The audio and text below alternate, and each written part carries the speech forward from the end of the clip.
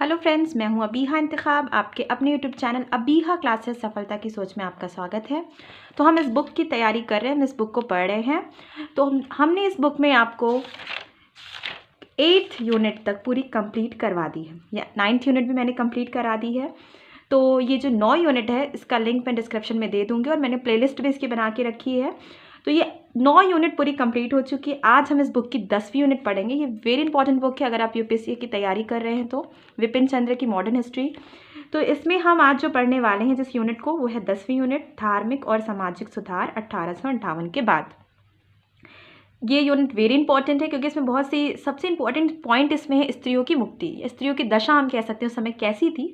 तो इस यूनिट में ये भी हम पढ़ेंगे। तो चैनल को सब्सक्राइब अगर नहीं किया है तो अभी तक चैनल को सब्सक्राइब कर लीजिएगा, वीडियो को लाइक कीजिएगा और कमेंट सेक्शन में ज़रूर बताइएगा। चलिए स्टार्ट करते हैं टाइम वेस्ट ना करते हुए। धार्मिक और सामाजिक सुधार 1858 के बाद। अनेक भारतीयों ने यह अनुभव किया कि सामाजिक और धार्मिक सुधार आधुनिक ढंग से देश का चौतरफा विकास करने तथा राष्ट्रीय एकता और एकजुटता को विकसित करने के लिए आवश्यक है। देखिए, अगर हम बात करें कि धार्मिक और सामाजिक सुधार क्यों आवश्यक थे, तो ये पहले से ही अनुभव कर लिया गया था कि जब तक धार्मिक सुधार नहीं होंगे, क्योंकि बहुत सी चीज़ें ऐसी हैं जो हमारे धर्मों में भी मिस्टेक्स हैं, तो उसके हिसाब से तत्कालीन स्थिति को देखते हुए देखा गया कि अगर कुछ धार्मिक सुधार किए जाते हैं तो विकास हमारा चौतरफा होगा। जैसा कि हम जानते हैं कि बहुत सी ऐसी पुरानी प्रथाएं हैं, 3 तलाक है, ये तो अभी समाप्त हुआ है, सती प्रथा, विधवा पुनर्विवाह, ये सब कुछ ऐसी चीज़ें थी, बाल विवाह, जो एक पुरानी प्रथा थी और गलत प्रथा थी। अब आगे देखते हैं कि इस तरह 1858 के बाद पहले की सुधारवादी प्रवृत्ति का आधार और व्यापक हुआ।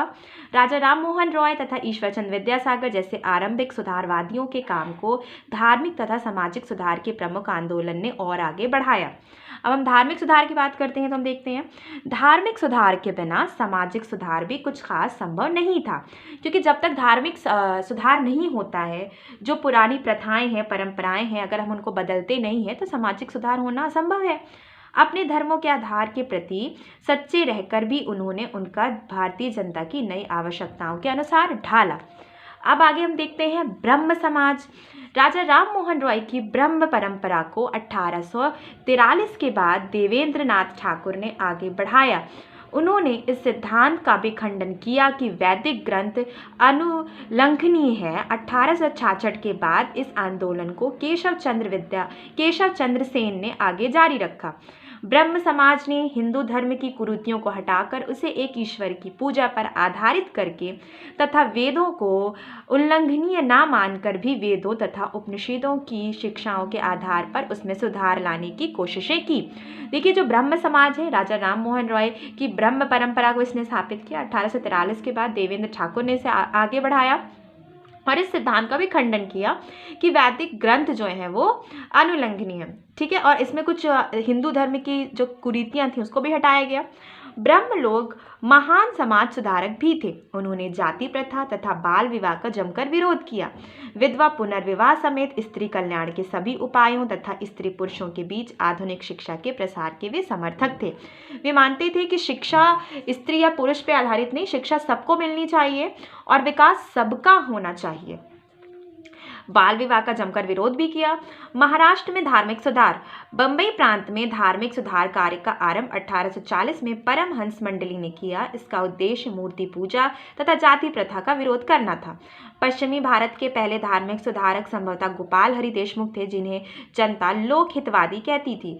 वे मराठी भाषा में लिखते थे। उन्होंने हिंदू कट्टरपंथ पर भयानक बुद्धिवादी आक्रमण किए और धार्मिक तथा सामाजिक समानता का प्रचार किया। उदाहरण के लिए 1840 के दशक में उन्होंने लिखा कि पुरोहित बहुत ही अपवित्र हैं, क्योंकि कुछ बातों को बिना उनका अर्थ समझे दोहराते रहते हैं और ज्ञान को इसी ही रटंत तक भौने ढंग से सीमित करके रख देते हैं। पंडित तो पुरोहित से भी बुरे हैं, क्योंकि वे और भी अज्ञानी हैं तथा अहंकारी भी। ब्राह्मण कौन है और किन अर्थों में वे हमसे भिन्न है? क्या उनके 20 हाथ हैं? क्या हम में कोई कमी है? अब जब ऐसे सवाल पूछे जाए तो ब्राह्मणों को अपनी मूर्खतापूर्ण धारणाएं त्याग देनी चाहिए। उन्हें यह मान लेना चाहिए कि सभी मनुष्य बराबर हैं तथा हर व्यक्ति को ज्ञान प्राप्त करने का अधिकार है। अब मैं आगे बताती हूँ आपको कि संस्कृत के प्रसिद्ध विद्वान तथा इतिहासकार आर.जी. भंडारकर और महादेव गोविंद नांडे इसके प्रमुख नेता थे। इस पर ब्रह्म समाज का गहरा प्रभाव भी था। अब आगे देखते हैं, इसी समय महाराष्ट्र में गोपाल गणेश आरकर भी कार्यरत थे, जो आधुनिक भारत के महानतम बुद्धिवादी विचारकों में से एक थे। अब हम जो सबसे इंपॉर्टेंट चीज़ पढ़ने वाले हैं वो है रामकृष्ण और विवेकानंद। ठीक है, रामकृष्ण तो बहुत ही फेमस है, आप जानते भी होंगे उनको। रामकृष्ण और विवेकानंद भी बहुत फेमस हैं। विवेकानंद को तूफानी हिंदू भी कहा जाता था। तो रामकृष्ण और विवेकानंद को हम पढ़ते हैं। रामकृष्ण परमहंस 1834 से 1886 तक उनका जीवन रहा। एक संत चरित्र व्यक्ति थे जो त्याग, ध्यान, भक्ति की पारंपरिक विधियों से धार्मिक मुक्ति पाने में विश्वास रखते थे। धार्मिक सत्य की खोज तथा स्वयं में ईश्वर का अनुभव करने के उद्देश्य से वे मुस्लिम तथा ईसाई दरवेशों के साथ भी रहे। उन्होंने बार बार इस बात पर जोर दिया कि ईश्वर तक पहुंचने तथा मुक्ति पाने के कई मार्ग हैं, और यह कि मनुष्य की सेवा ईश्वर की सेवा है, क्योंकि मनुष्य ईश्वर का ही मूर्तिमान रूप है। उनके धार्मिक संदेशों को उनके महान शिष्य स्वामी विवेकानंद ने, जिनका जीवन 1863 से लेकर 1902 तक रहा, ने प्रचारित किया तथा उनको समकालीन भारतीय समाज की आवश्यकताओं के अनुसार ढालने का प्रयास भी किया। ये स्वामी विवेकानंद की बात हो रही है। अब आगे देखते हैं हम।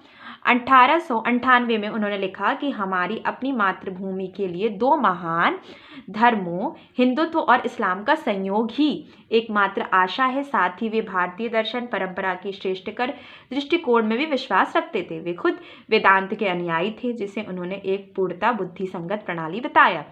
विवेकानंद ने जाति प्रथा तथा कर्मकांड, पूजा पाठ और अंधविश्वास पर हिंदू धर्म के जोर देने की निंदा की तथा जनता से स्वाधीनता, समानता तथा स्वतंत्र चिंतन की भावना अपनाने का आग्रह भी किया। आगे देख सकते हैं हम, स्वामी दयानंद और आर्य समाज की क्या स्थिति रही है। तो उत्तर भारत में हिंदू धर्म के सुधार का बीड़ा आर्य समाज ने उठाया। इसकी स्थापना 1875 में स्वामी दयानंद 1824 से 1883 ने की थी। उनका मानना था कि तमाम झूठी शिक्षाओं ने भरे पुराणों की सहायता से स्वार्थी व अज्ञानी पुरोहितों ने हिंदू धर्म को भ्रष्ट कर रखा था। उन्होंने बाद के उन सभी धार्मिक विचारों को रद्द कर दिया जो वेदों से मेल नहीं खाते थे। वे मानते थे कि प्रत्येक को ईश्वर तक सीधे पहुंचने का अधिकार है। इसके अलावा हिंदू कट्टरपंथ का समर्थन करने की बजाय उन्होंने इस पर हमला किया तथा इसके खिलाफ एक विद्रोह छिड़ा। परिणाम स्वरूप वेदों की अपनी व्याख्या से उन्होंने जो भी शिक्षाएं ग्रहण की, वे दूसरे भारतीय सुधारकों द्वारा प्रचारित किए जा रहे धार्मिक व सामाजिक सुधारकों से मिलती जुलती थी। दिलचस्प बात यह है कि स्वामी दयानंद ने केशव चंद्र सेन, ईश्वर चंद्र विद्यासागर, जस्टिस रॉन्डे, गोपाल हरि देशमुख तथा दूसरे आधुनिक धर्म समाज सुधारकों से मिलकर उनसे वाद विवाद भी किए थे। वास्तव में आर्य समाज का इतावरी सभाओं का विचार इस विषय में ब्रह्म समाज तथा प्रार्थना समाज के व्यवहार से मिलता जुलता था। अब आगे देख सकते हैं हम कि अधिक परंपरावादी शिक्षा के प्रसार के लिए स्वामी श्रद्धानंद ने 1902 में हरिद्वार के निकट गुरुकुल की स्थापना की थी। आर्य समाज के सुधारक कार्य ने समाज की बुराई खत्म करके जनता को एकबद्ध करने का प्रयास किया, मगर उसके धार्मिक कार्यों में संभवतः अचेतन रूप में ही विकास समान हिंदुओं, मुसलमानों, पारसियों, सिखों तथा ईसाइयों के बीच पनप रही राष्ट्रीय एकता को भंग करने की प्रवृत्ति थी।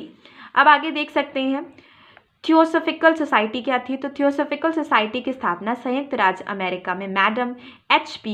ब्लासवी तथा कर्नल H.S. ओलकार्ट द्वारा की गई थी। बाद में ये भारत आ गए तथा 1886 में मद्रास के करीब अदियार में उन्होंने सोसाइटी का मुख्यालय स्थापित किया। 1893 में भारत आने वाली श्रीमती एनी बेसेंट के नेतृत्व में थियोसॉफी आंदोलन जल्द ही भारत में फैल गया। थियोसॉफिस्ट प्रचार करते थे कि वे हिंदुत्व, जरस्थर मत यानी पारसी धर्म और बौद्ध मत जैसे प्राचीन धर्मों को पुनर्स्थापित तथा मजबूत किया जाए। भारत में श्रीमती एनी बेसेंट के प्रमुख कार्यों में एक था बनारस में केंद्रीय हिंदू विश्वविद्यालय की स्थापना, जिसके बाद में मदन मोहन मालवीय ने बनारस हिंदू विश्वविद्यालय के रूप में विकसित किया। ठीक है, देखिए जो एनी बेसेंट थी वो भारतीय नहीं थी, वो आयरलैंड की लेडी थी, लेकिन वो इंडिया आई थी और उन्होंने इंडिया में बहुत से काम किए। सैयद अहमद खान तथा अलीगढ़ आंदोलन। अलीगढ़ मुस्लिम यूनिवर्सिटी की स्थापना किसने की है, जिसे आज अगर मैं बात करूँ एक टाइम में एंग्लो ओरिएंटल के नाम से जाना जाता था, AMU अलीगढ़ मुस्लिम यूनिवर्सिटी को, इसके संस्थापक जो हैं वो सैयद अहमद खान हैं। मुसलमानों में धार्मिक सुधार आंदोलन का आरंभ कुछ देर से उभरा। मुसलमानों में धार्मिक सुधार आंदोलन का जो एक वो भी चाहते थे कि उनकी धार्मिक चीज़ों में अगर कुछ गलती है तो वो बदले और उसमें चेंजेस हों। तो यहाँ पे हम देख सकते हैं कि इनका जो सामाजिक सुधार आंदोलन रहा ये कुछ देर में उभरा। उच्च वर्ग के मुसलमानों ने पश्चिमी शिक्षा व संस्कृत के संपर्क से बचने की कोशिश की। केवल 1857 के महाविद्रोह के बाद ही धार्मिक सुधार के आधुनिक विचार उभरने शुरू हुए।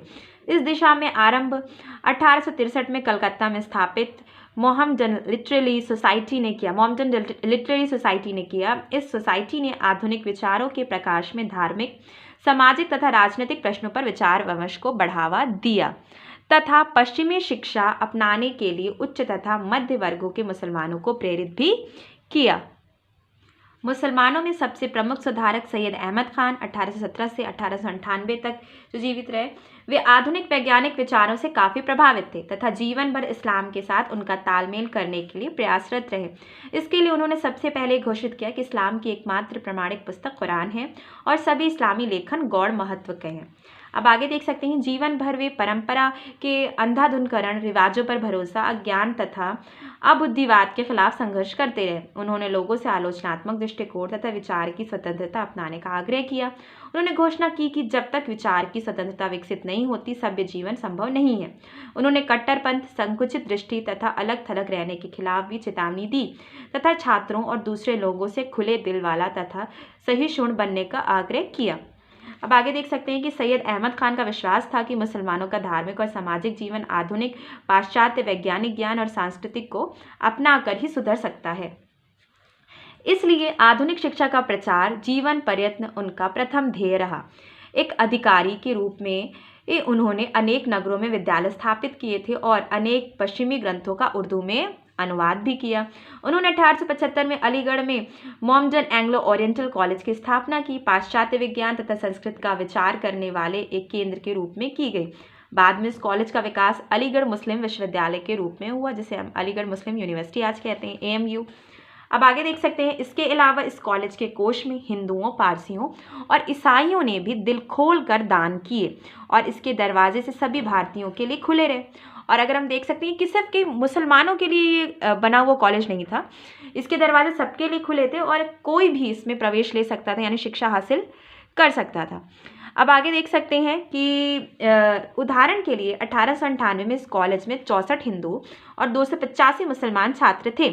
7 भारतीय अध्यापकों में से 2 हिंदू थे और इनमें एक संस्कृत का प्रोफेसर भी थे। मगर अपने जीवन के अंतिम वर्षों में अपने अनुयायियों को उभरते राष्ट्रीय आंदोलन में शामिल होने से रोकने के लिए सैयद अहमद खान हिंदुओं के वर्चस्व की शिकायत करने लगे थे। वे केवल ये चाहते थे कि मध्य तथा उच्च वर्गों के मुसलमानों का पिछड़ापन खत्म हो। उनका विश्वास था कि जब भारतीय भी विचार व कर्म से अंग्रेजों जितने आधुनिक बन जाएंगे, केवल तभी वे सफलता के साथ विदेशी शासन को ललकार सकेंगे। इसलिए उन्होंने सभी भारतीयों तथा खासकर शैक्षिक रूप से पिछड़े मुसलमानों को सलाह दी कि वो कुछ समय के लिए राजनीतिक से दूर रहें। उनके अनुसार राजनीति का समय अभी नहीं आया है। उनका मानना था कि पहले हम पूरी तरह से शिक्षित हो जाएं, हम जो आधुनिक विज्ञान है, आधुनिक ज्ञान है, उसको हासिल कर लें, उसके बाद हम ललकार सकते हैं अंग्रेज़ों को। सैयद अहमद ने सामाजिक सुधार के काम में भी उत्साह दिखाया। उन्होंने मुसलमानों से मध्यकालीन रीति रिवाज तथा विचार व कर्म की पद्धतियों को छोड़ देने का आग्रह किया। उन्होंने समाज में महिलाओं की स्थिति सुधारने के बारे में भी लिखा। उन्होंने पर्दा प्रथा खत्म करने तथा स्त्रियों में शिक्षा का प्रसार करने का समर्थन किया। उन्होंने बहुविवाह प्रथा तथा मामूली बातों पर तलाक देने के रिवाज की भी निंदा की। अब देखिए, एक और समाज सुधारक यहाँ पे नाम में आते हैं, मोहम्मद इकबाल। आधुनिक भारत की महानतम कवियों में से एक मोहम्मद इकबाल 1876 से 1938 तक जिनका जीवन काल रहा, ने भी अपनी कविता द्वारा नौजवान मुसलमानों तथा हिंदुओं के दार्शनिक एवं धार्मिक दृष्टिकोण पर गहरा प्रभाव डाला। स्वामी विवेकानंद की तरह उन्होंने भी निरंतर परिवर्तन तथा अबाध कर्म पर बल दिया और विराग, ध्यान तथा एकांतवाद की निंदा की। पारसियों में धार्मिक सुधार। पारसी लोगों में धार्मिक सुधार की शुरुआत बम्बई में 19वीं सदी के आरंभ में हुई। 1851 में रहमानी मजदयासन सभा, रिलीजियस रिफॉर्म एसोसिएशन का आरंभ नेहरूजी, फर्दुनी जी, दादा भाई नेहरूजी, SS बंगाली, अन्य लोगों ने किया। अब देख सकते हैं सिखों में धार्मिक सुधार। तो सिख लोगों में धार्मिक सुधार का आरंभ 19वीं सदी के अंत में हुआ, जब अमृतसर में खालसा कॉलेज की स्थापना हुई। लेकिन सुधारों के प्रयासों को बल 1920 के बाद मिला, जब पंजाब में अकाली आंदोलन आरंभ हुआ। अब आगे देख सकते हैं, जल्दी अकालियों ने सरकार को मजबूर कर दिया कि वह एक सिख गुरुद्वारा कानून बनाए। यह कानून 1922 में बना और 1925 में इसमें संशोधन हुए। कभी कभी इस कानून की सहायता से, मगर अधिकतर सीधी कार्यवाही के द्वारा सिखों ने गुरुद्वारे से भ्रष्ट महंतों को धीरे धीरे बाहर खदेड़ दिया। हालांकि इस आंदोलन में सैकड़ों लोगों को जान से हाथ धोना भी पड़ा। आगे देख सकते हैं कि कुछ जो चेंजेस हुए इसमें, फिर रनांडे इस निष्कर्ष पे पहुंचे कि समाज का एक निरंतर परिवर्तनशील जीवित सत्ता है, कभी अतीत की ओर नहीं पलट सकती। मतलब अगर मैं बात करूं तो ये ऐसी चीज़ उन्होंने बताई कि जो पुनर्जीवन की एक सोच है कि कोई अगर मर जाता है तो पुनर्जीवित हो जाता है और उसका अतीत वापस आ जाता है, ये सब बिल्कुल ही गलत है। तो धार्मिक सुधार इन्होंने कुछ किए। जीवित सत्ता और कभी अतीत की ओर पलट नहीं सकते। इन्होंने लिखा कि मृत तथा दफनाए या जलाए जा चुके लोग हमेशा के लिए मरकर दफनाए या जलाए जा चुके हैं, इसलिए मुर्दा अतीत को पुनर्जीवित नहीं किया जा सकता। इसी तरह सैयद अहमद खान को भी परंपरावादियों के गुस्से का शिकार होना पड़ा। उन्हें गालियां दी गईं, उनके विरुद्ध फतवे जारी किए गए तथा जान से मारने की धमकी भी दी गई। अगर मैं बात करूं कि आज के टाइम में अगर पर्दा प्रथा या तलाक के बारे में बोला जाता है तो इतना ज़्यादा उपद्रव होता है, तो उस समय की तत्कालीन स्थितियों में अगर सर सैयद अहमद खान लिखते हैं या बोलते हैं कि पर्दा समाप्त हो जाना चाहिए, औरतों को भी शिक्षा में बराबरी का अधिकार मिलना चाहिए, तो उस समय सोचिए उनकी कंडीशन क्या होगी। आगे देख सकते हैं कि हालांकि सुधारकों ने अपने अपने धर्मों में भी सुधार लाने के प्रयत्न किए, मगर सामान्य दृष्टिकोण सर्वव्यापक था। राम मोहन रॉय विभिन्न धर्मों का एक ही सर्वव्यापी ईश्वर तथा एक धार्मिक सत्य के विशिष्ट रूप में समझते थे। सैयद अहमद खान ने कहा था कि सभी पैगंबरों का एक ही धर्म या दीन था। अल्लाह ने हर कौम को अपना एक पैगंबर भेजा। इस बात को केशव चंद्र सेन इस प्रकार रखते हैं कि हमारा मत यह नहीं है कि सत्य सभी धर्मों में पाया जाए, बल्कि यह है कि सभी स्थापित धर्म सत्य ही हैं। आगे देख सकते हैं कि धर्म सुधार के आंदोलनों ने अनेक भारतीयों को इस योग्य बनाया कि वे आधुनिक विश्व से तालमेल बिठा सकें। वास्तव में उनका जन्म ही पुराने धर्मों को एक नए आधुनिक सांचे में ढालकर उनको समाज के एक नए वर्गों की आवश्यकताओं के अनुरूप बनाने के लिए हुआ था। इस तरह अतीत पर गर्व करके भी भारतीयों ने आमतौर पर आधुनिक विश्व तथा खास तौर पर आधुनिक विज्ञान की मूलभूत श्रेष्ठता को मानने से इनकार कर दिया था। देखिए, धार्मिक सुधार जो हुए ये कोई आसान बात नहीं है, क्योंकि हम जानते हैं कि भारत में आज भी और तत्कालीन स्थितियों के समय भी धर्म एक बहुत बड़ा मुद्दा रहा है, श्रद्धा का मुद्दा रहा, आस्था का मुद्दा रहा है। तो अगर उस पर चोट की जाए, उस पर कुछ चेंजेस किए जाएँ, वो भले ही सही चेंजेस हों, तो बहुत से लोगों की श्रद्धा पे चोट पहुंचती है और इसका जिसे कह सकते हैं आंदोलन या विद्रोह होना स्वाभाविक है। वास्तव में परंपरागत धर्मों व संस्कृति के पिछड़े तत्वों के प्रति आलोचनात्मक दृष्टिकोण अपनाकर तथा आधुनिक संस्कृति के सकारात्मक तत्वों का स्वागत करने के बावजूद अधिकांश धर्म सुधारकों ने पश्चिम की अंधी नकल का विरोध किया तथा भारतीय संस्कृति व विचार परंपरा के उपनिवेशीकरण के खिलाफ एक विचारात्मक संघर्ष चलाया। धर्म सुधार आंदोलन के दो नकारात्मक पक्षों को भी ध्यान में रखना चाहिए। प्रथम ये कि सभी समाज के एक बहुत छोटे भाग की यानी नगरीय उच्च और मध्य वर्गों की आवश्यकताएं पूरी करते थे। इनमें से कोई भी बहुसंख्यक किसानों तथा नगरों की गरीब जनता तक नहीं पहुंचता और ये लोग अधिकांशतः परंपरागत रीति रिवाजों में ही जकड़े रहे। कारण यह भी है कि ये आंदोलन मूलतः भारतीय समाज के शिक्षित व नगरीय भागों की आकांक्षाओं को ही प्रतिबिंबित करते थे। इनकी दूसरी कमी तो आगे चलकर एक प्रमुख नकारात्मक प्रवृत्ति बन गई थी।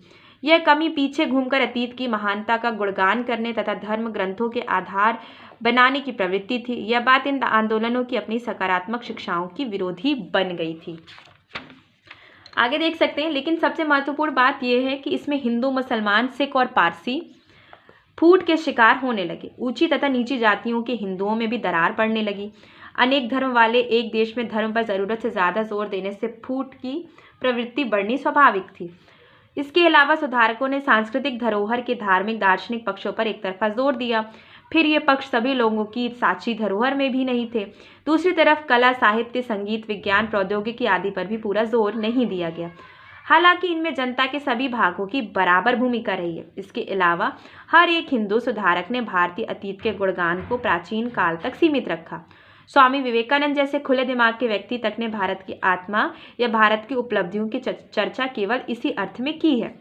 आगे देख सकते हैं कि हिंदू, मुसलमान, सिख और पारसी, बाद में निचली जाति के हिंदू, ये सब सुधार आंदोलन से प्रभावित हुए थे, मगर अब ये एक दूसरे से कटने लगे। दूसरी तरफ सुधार आंदोलनों के प्रभाव से दूर रहकर परंपरागत रीति रिवाजों को मानने वाले हिंदुओं और मुसलमानों में आपसी भाईचारा बना रहा, हालांकि वे अपने अपने कर्मकांड का पालन करते रहे। अगर मैं बात करूं कि जो निचली जातियां थी, हिंदू, मुसलमान, सिख और पारसी में, ये सब सुधार आंदोलनों से बहुत ज़्यादा प्रभावित हुई, क्योंकि इनके लिए कुछ चेंज था। सबसे बड़ा चेंज तो इन नीची जाति वालों के लिए था, क्योंकि इनको शिक्षा का पूरा अधिकार दिया जा रहा था। इनको बताया जा रहा था कि जो छुआछूत है ये बिल्कुल गलत है। अब आगे देख सकते हैं हम सामाजिक सुधार। नवशिक्षित लोगों ने बढ़ चढ़कर रूढ़िवादी सामाजिक रीतियों तथा पुरानी प्रथाओं से विरोध किया। समाज सुधार के आंदोलन में लगभग सभी धर्म सुधारकों का योगदान रहा। कारण यह है कि भारतीय समाज के पिछड़ेपन की तमाम निशानियों जैसे जाति प्रथा या स्त्रियों की असमानता को अतीत में धार्मिक मान्यता प्राप्त रही है।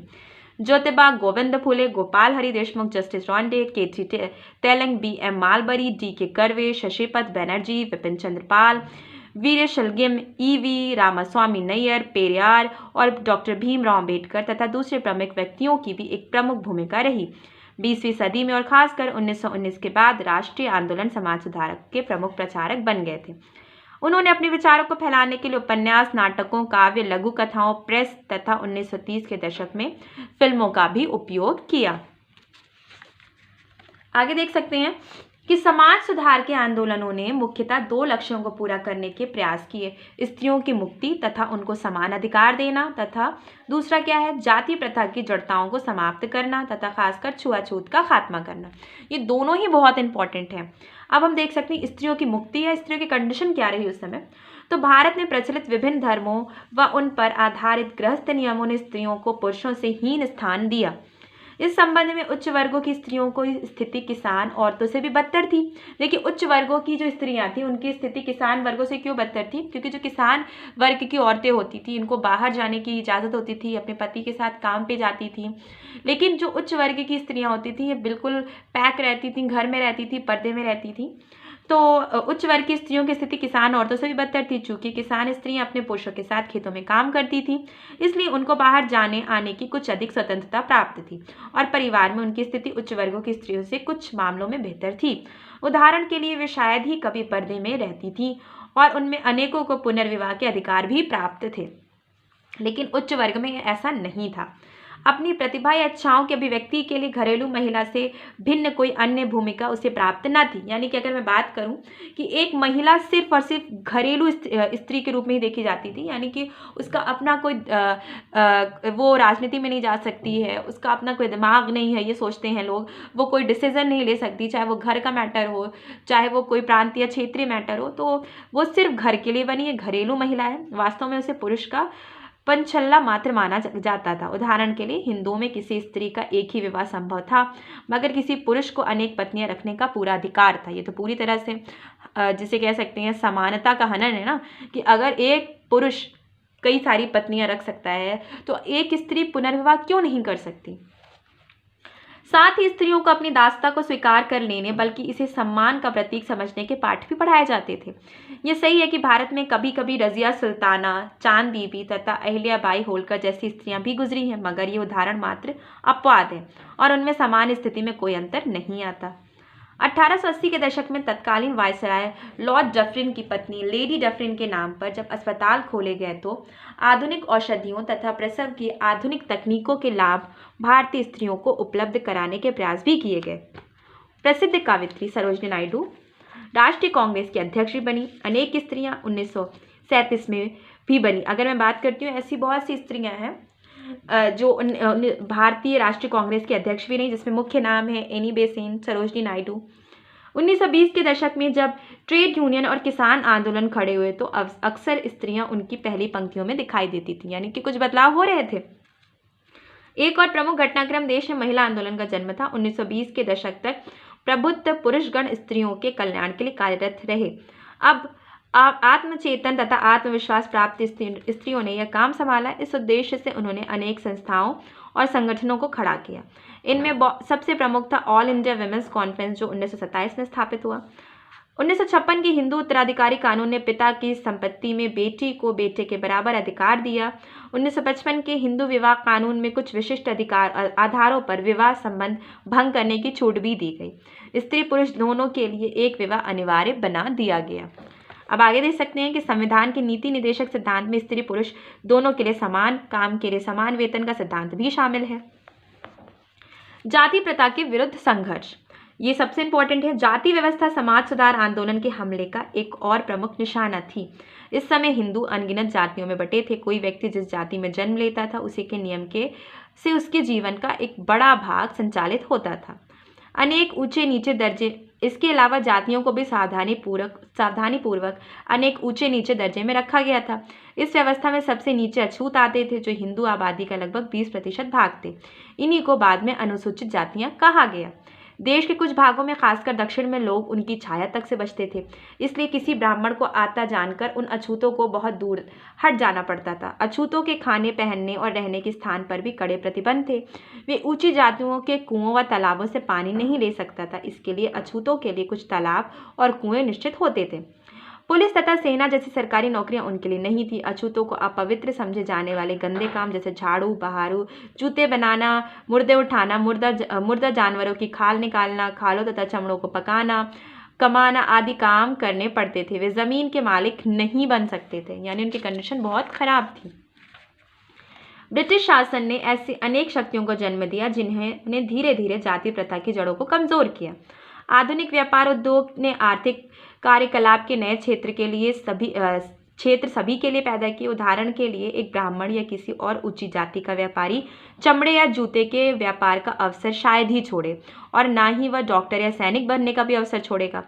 प्रशासन के क्षेत्र में अंग्रेजों ने कानून के सामने सबकी समानता का सिद्धांत लागू किया। जातिगत पंचायतों ने उनके न्यायिक काम छीन लिए और प्रशासकीय सेवाओं के दरवाजे धीरे धीरे सभी जातियों के लिए खोल दिए गए। जब भारतीयों के बीच आधुनिक जनतांत्रिक व बुद्धिवादी विचार फैले तो उन्होंने जातीय प्रथा के खिलाफ आवाज उठाना शुरू किया। ब्रह्म समाज, प्रार्थना Samaj, Arya Samaj, Ramakrishna mission, theosophy social conference तथा 19वीं सदी के लगभग सभी महान सुधारकों ने इस पर हमले किए। हालांकि उनमें से बहुतों ने 4 वर्णों की प्रथा का भी पक्ष लिया, मगर वे भी जाति प्रथा के आलोचक थे। उन्होंने खास तौर पर छुआछूत की अमानवीय प्रथा की निंदा भी की। आगे हम देख सकते हैं कि इस तरह आरंभ से ही भारतीय राष्ट्रीय कांग्रेस बल्कि पूरे राष्ट्रीय आंदोलन ने जातिगत विशेषाधिकारों का विरोध किया और जाति, लिंग, धर्म के भेदभाव के बिना व्यक्ति के विकास के लिए समान नागरिक अधिकारों तथा समान स्वतंत्रता की लड़ाई लड़ते रहे। गांधी जी अपने सार्वजनिक गतिविधियों में छुआछूत के खात्मे को जीवन भर का एक प्रमुख काम मानते थे। 1932 में उन्होंने इस उद्देश्य से अखिल भारतीय हरिजन संघ की स्थापना की थी। शिक्षा तथा जागृति फैली तो निचली जातियों में भी हलचल होने लगी। वे अपने मूल मानव अधिकार के प्रति सचेत हुए। धीरे धीरे उन्होंने उच्च जातियों के परंपरागत उत्पीड़न के खिलाफ एक शक्तिशाली आंदोलन खड़ा कर दिया। निचली जाति में जन्मे ज्योतिबा फुले ने ब्राह्मणों की धार्मिक सत्ता के खिलाफ जीवन भर आंदोलन चलाया। वे पहले व्यक्ति थे जिन्होंने निचली जातियों की लड़कियों के लिए अनेक स्कूल खोले। डॉक्टर भीमराव अम्बेडकर ने, जो खुद अनुसूचित जाति के थे, अपना पूरा जीवन जातिगत अत्याचार विरोधी संघर्ष को समर्पित कर दिया। इसके लिए उन्होंने अखिल भारतीय अनुसूचित जाति महासंघ की स्थापना भी की। अब आगे देख सकते हैं हम कि श्री नारायण गुरु ने मानव जाति के लिए एक धर्म, एक जाति और एक ईश्वर का प्रसिद्ध नारा दिया। किसने दिया है कि मानव जाति के लिए एक धर्म, एक जाति और एक ईश्वर? श्री नारायण गुरु ने। 1950 के संविधान ने अंततः छुआछूत के खात्मे के लिए एक कानूनी आधार तैयार किया। इसने घोषणा की कि अस्पृश्यता समाप्त की जा चुकी है और किसी भी रूप में इसका पालन मना है। छुआछूत के आधार पर कोई भी नियोग्यता लादना एक अपराध होगा, जिसके लिए कानून के अनुसार दंड भी दिया जाएगा। अब देखिए इससे क्या फायदे हुए कि जो कुएं हैं या तालाब हैं, संविधान के अनुसार ऐसा नहीं है कि उसे एक विशेष जाति के लोग ही छू सकते हैं या एक विशेष जाति के लोग नहीं छू सकते। तो छुआछूत को पूरी तरह से समाप्त किया गया। इस चैप्टर में हमने पढ़ा है, हमने छुआछूत के बारे में पढ़ा, हमने स्त्रियों की स्थितियों के बारे में पढ़ा, हमने समाज के बारे में पढ़ा, ब्रह्म समाज के बारे में पढ़ा, हमने सर सैयद अहमद खान को पढ़ा, हमने इसमें इकबाल को पढ़ा है, सामाजिक सुधार हमने इसमें देखे हैं। और जो सबसे इम्पॉर्टेंट इसका जो रहा है वो है आपकी 2 कंडीशन जो मैंने बताई थी, स्त्रियों की मुक्ति की स्थिति, और दूसरा रहा है कि छुआछूत को कैसे भारत में निष्क्रिय स्थिति में लाया गया। तो शुरू से इसमें कुछ चेंजेस किए गए हैं, उसको हमने आज पढ़ा। तो ये आज आपकी ये यूनिट पूरी कंप्लीट हो चुकी है। तो 10 यूनिट आपकी इसकी कंप्लीट हो चुकी है। अब 11th यूनिट जो है राष्ट्रवादी आंदोलन उग्र राष्ट्रवाद का विकास, ये वेरी इंपॉर्टेंट यूनिट है। इस यूनिट में जितने भी आंदोलन स्टार्ट हुए चंपारण से लेके असहयोग, सहयोग, के सारे आंदोलन, सारे मूवमेंट को, कांग्रेस की स्थिति, होम रूल की स्थापना, एनी बेसेंट का क्या रोल रहा है, किस तरह से बाल गंगाधर तिलक ने होम रूल की स्थापना की, इन सब चीज़ों को हम पढ़ेंगे। होम रूल है क्या, किसके द्वारा स्थापित किया गया था। तो आज हम लोगों ने 10th यूनिट तक कंप्लीट कर लिया है। पूरी 9 यूनिट की मैंने प्लेलिस्ट बनाई है, इसमें 10 यूनिट को भी मैं आज इंटरप्ट कर दूंगी। तो आज आप इस वीडियो को देखिए और अगर जो भी कमेंट सेक्शन में आप मुझे बताना चाहते हैं वो बताएं। तो आज का वीडियो बस इतना ही। Thank you. चैनल को सब्सक्राइब नहीं किया है तो सब्सक्राइब ज़रूर कीजिएगा, वीडियो को लाइक कीजिएगा। थैंक यू दोस्तों।